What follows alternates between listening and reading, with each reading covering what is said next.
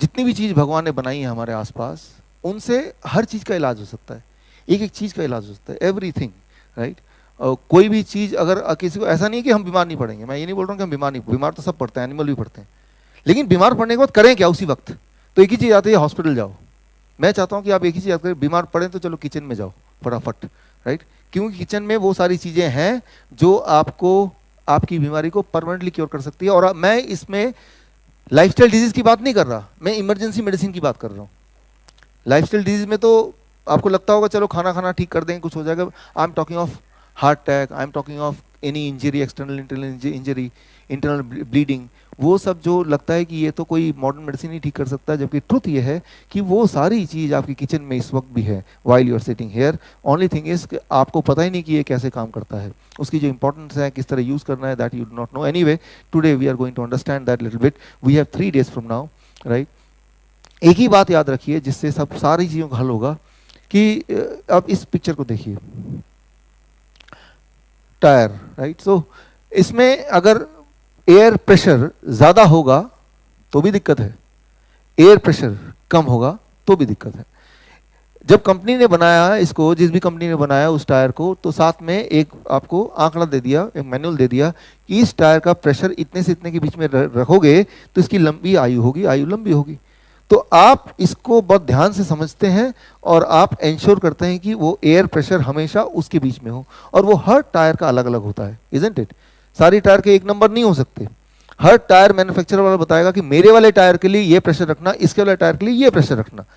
वैसे ही इंसान की बॉडी है, सारी बॉडी बिल्कुल एक जैसी नहीं है। जैसे हर इंसान एक जितना खाना नहीं खाता, कोई ज़्यादा खाता है, कोई कम खाता है, depending on how much hunger, how much appetite, हज़ारों चीज़ों पे बेस्ड है। ठीक उसी तरह से ये मानिए मेरी बात कि हर एक की बॉडी एक नहीं है, तो हर एक के पैरामीटर्स, हर एक के लिए रूल्स वो एक नहीं होंगे, राइट। मान लो एक शू 9 साइज का हो, सभी को फिट करने लगेंगे तो क्या होगा? कुछ को फिट जरूर आएंगे, लेकिन 90% लोगों को फिट ही नहीं आएंगे, राइट। तो या तो उनके टांग पकड़ खींचेंगे, पैर पकड़ खींच, भाई इसको बड़ा करो, राइट, या उसको काट के छोटा करो। In both the cases trying to fit your foot on a shoe of different size, वो पीड़ा आप ही को होगी, दुख और दर्द आप ही को होगा। तो ये अगर आप समझ जाएं तो आपको पता चल जाए कि पैरामीटर्स, डायग्नोसिस, उसकी इंपॉर्टेंस कितनी है। एक्चुअली उसकी इंपॉर्टेंस है ही नहीं। जितना ज़्यादा जल्दी डायग्नोसिस आया, अभी देखिए जब से ग्लूकोमीटर आया, जब लोग घड़ी घड़ी ग्लूकोमीटर घर में ही चेक कर सकते हैं, डायबिटीज़ कितनी बढ़ गई है, राइट। जबकि आप याद कीजिए आज से कुछ साल पहले, 20 साल 30 साल पहले, जब आप स्कूल में हुआ करते थे, तब ब्लड शुगर चेक भी हो सकता है, ये आपको पता भी नहीं था, और कोई बीमार नहीं था ब्लड शुगर का बीमारी। आज आप देखेंगे कि मैंने देखा है कि मेरे पेशेंट की बात करता हूँ मैं, खुद के पेशेंट की, 1 साल 2 साल 3 साल, इतने छोटे बच्चे डायबिटीज टाइप 1 पेशेंट। अभी लेटेस्ट में देखा, कितना आप हैरान हो जाएंगे, 2 महीने की बच्ची डायबिटीज टाइप 1, यानी कि जितनी बार वो खाना खाएंगी उसको इंसुलिन लेना पड़ेगा, right. So that is the truth. लेकिन ना जाने कहाँ से उनको मेरे में पता चला, दे केम टू आवर कैंप, और कैंप में मैंने देखा, एट द एंड मैं आपको एक्सपेरिमेंट करके दिखाऊंगा कि इस दुनिया में इंसुलिन की जरूरत किसी को भी नहीं है, किसी को भी नहीं, किसी को भी नहीं, किसी भी कंडीशन में नहीं है। लेकिन हाँ, इंसुलिन लेने की आदत पड़ गई, कुछ साल निकल गए, अब हमने बॉडी ने उस तरह से अपने बॉडी को मैनेज, अंदर से मैनेज कर लिया, वो वाले हार्मोन बनाने कम कर दिए या बंद कर दिए।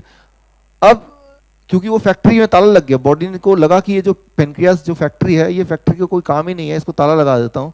लेकिन क्योंकि पेनक्रियास भी इंसुलिन बनाएगा, आपकी बॉडी भी इंसुलिन बाहर से आएगा, तो that will be dangerous, you will die in 1 day, right.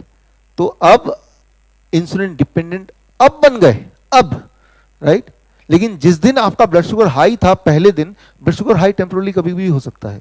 आप एक एक्सपेरिमेंट कीजिए, एक ब्लड शुगर चेक कीजिए अपना, फिर कोई डरावनी मूवी देखिए, बहुत डरावनी मूवी के बाद दोबारा ब्लड शुगर चेक कीजिए, कुछ खाइए मत, ब्लड शुगर एकदम डबल हो जाएगा। तो ब्लड शुगर बढ़ने का मतलब कोई बीमारी है या ब्लड शुगर डायबिटीज है जरूरी नहीं है। ब्लड प्रेशर की तरह ब्लड शुगर भी कई सारे फैक्टर पे डिपेंड करता है, वो टेम्पोररी बढ़ भी सकता है, फिर अपने आप घट भी जाता है। वो आप देखिए, आप अपनी गाड़ी को कई बार 120 किलोमीटर पर आवर की स्पीड से भी चलाते हैं, लेकिन जब आप देखते हैं कि मैं ओवरटेक कर रहा हूं, वहां से भी गाड़ी आ रही है, उससे पहले मुझे अपनी गाड़ी को ले जाना है, तो 120 किलोमीटर पर आवर भी सेफ ड्राइविंग स्पीड है उस वक्त के लिए, उस टेम्पोररी टाइम के लिए। लेकिन उतने टाइम के लिए कोई सिर्फ उतना सा देखेगा कि आपके वहां पे रीडिंग, जो आंखें ऐसे करके सिर्फ उसको आपका जो गाड़ी का जो डैशबोर्ड ही दिखाई दे रहा है कि उसमें 120 किलोमीटर पर आवर दिखा, वो क्या बोलेगा, यार आप तो ओवर स्पीड करते हो, आप तो मार डालोगे हमें, राइट? क्योंकि वो पूरा कंडीशन नहीं देख रहा, वो पूरा सिचुएशन नहीं देख रहा, वो पूरा सर्कमस्टेंस नहीं देख रहा, वो एक घोड़े की तरह सिर्फ अपनी आंखों को ऐसा करके उस डैशबोर्ड को देख रहा है, राइट? तो ठीक उसी तरह से हमारा ब्लड शुगर भी ऐसे ही काम करता है कि जब भी कोई भी उसमें नंबर होता है, ब्लड शुगर का कोई भी लेवल होता है, उसके पीछे बहुत सारे फैक्टर्स होते हैं। उन फैक्टर को कंसिडर किए बिना अगर हम सोचे कि मुझे इंसुलिन लेना चाहिए और ले लेते हैं, तो मान लीजिए आपने रास्ता एक ऐसा पकड़ा जिसमें आगे दुख ही दुख है, गम ही गम है, नुकसान ही नुकसान है, ये पक्का है। तो इसीलिए आपको सिर्फ एक ही बात याद रखना है इससे कि मैन्युफैक्चरर ने आपको भेजा है बना के, तो हर चीज़ का एक बैलेंस बना के भेजा है। ब्लड प्रेशर का balance, sodium potassium balance, blood sugar का बैलेंस, कोलेस्ट्रॉल का बैलेंस, टेम्परेचर का बैलेंस, एक पर्टिकुलर टेम्परेचर में, एक पर्टिकुलर प्रेशर में, एक पर्टिकुलर ब्लड शुगर लेवल पे हम सबसे अच्छा परफॉर्म कर पाएँ। Getting the point? जब ये टायर एक पर्टिकुलर प्रेशर रेंज में होगा तो ये सबसे अच्छा परफॉर्म कर पाएगा। प्रेशर का कुछ भी हो तब भी कुछ दूर तो चलेगा ही, लेकिन जल्दी खराब हो जाएगा।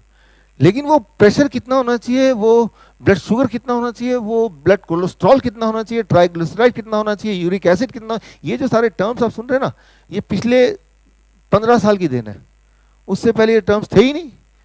लेकिन हर साल देखें 2-2 नए टर्म आ जाते हैं। अब उसमें ही लोग पूरी तरह से कि ये नंबर जो यूरिक एसिड का ये ऐसा नहीं आया तो ऐसा हो गया, तो मतलब दिमाग पूरी तरह से एंगेज्ड है, राइट? तो उन चीज़ों से हमें बाहर निकलना है, we have to come out of it, right? So